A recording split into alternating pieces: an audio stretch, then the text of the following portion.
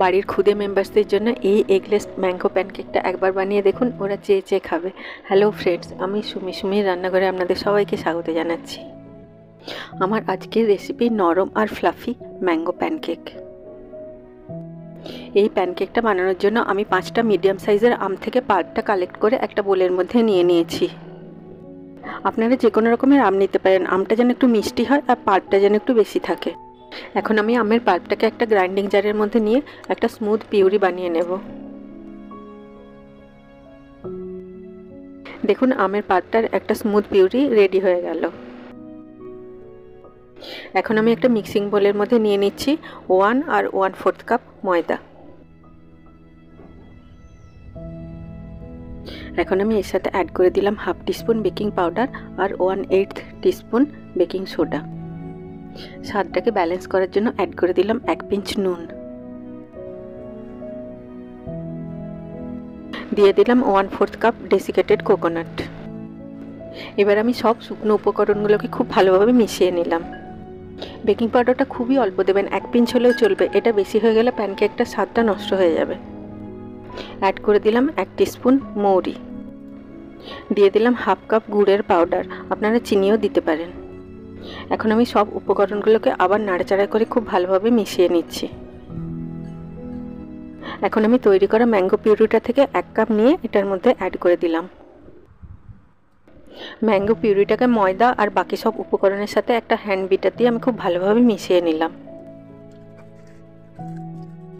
এটার মধ্যে আমি এখন গরম দুধ একটু একটু করে মিশিয়ে এটার একটা ঘন আর স্মুথ ব্যাটার বানিয়ে নেব।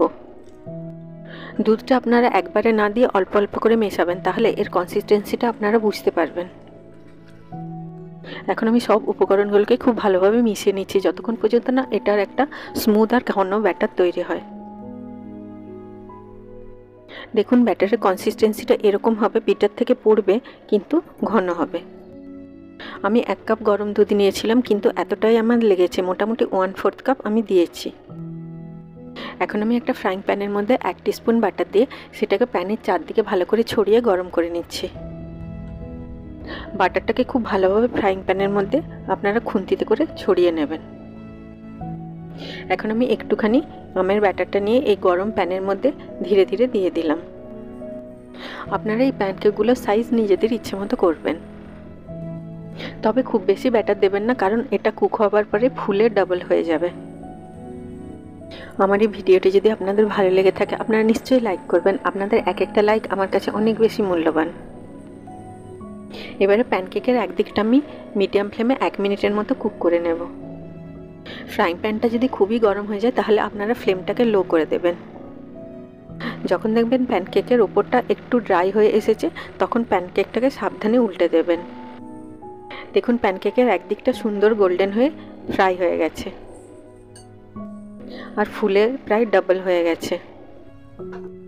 এই প্যানকেকটা খেতে যেরকম সুন্দর হয় সেরকম নরম আর ফ্লাফিও হয়।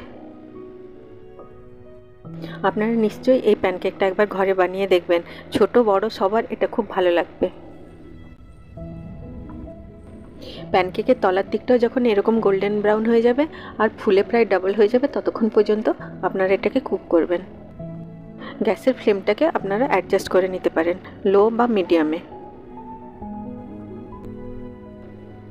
দেখুন, প্যানকেকটা সুন্দরভাবে কুক হয়ে গেছে আর ফুলে প্রায় ডাবল হয়ে গেছে। এবারে এটাকে আমি একটা প্লেটের মধ্যে রেখে নিচ্ছি। এই ম্যাঙ্গো প্যানকেকের রেসিপিটা খুবই সিম্পল, কিন্তু এটা খেতে খুব সুস্বাদু হয়।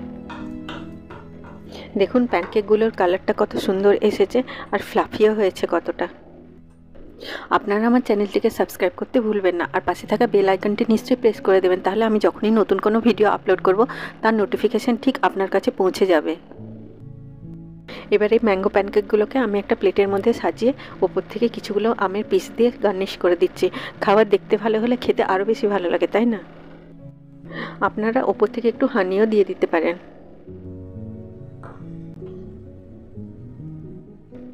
এই গরম গরম ম্যাঙ্গো প্যানকেকগুলোকে আপনারা এইভাবে সার্ভ করুন।